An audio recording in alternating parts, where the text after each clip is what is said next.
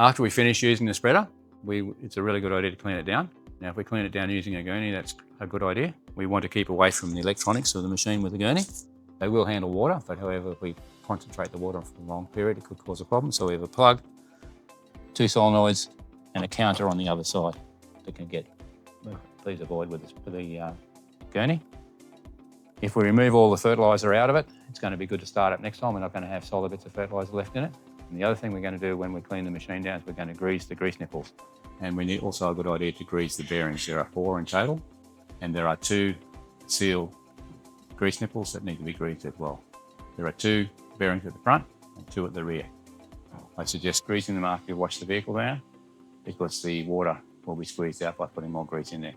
The controls can be unplugged from the machine by removing the plug and pulling out the lever so we can take the controls away from cleaning the machine.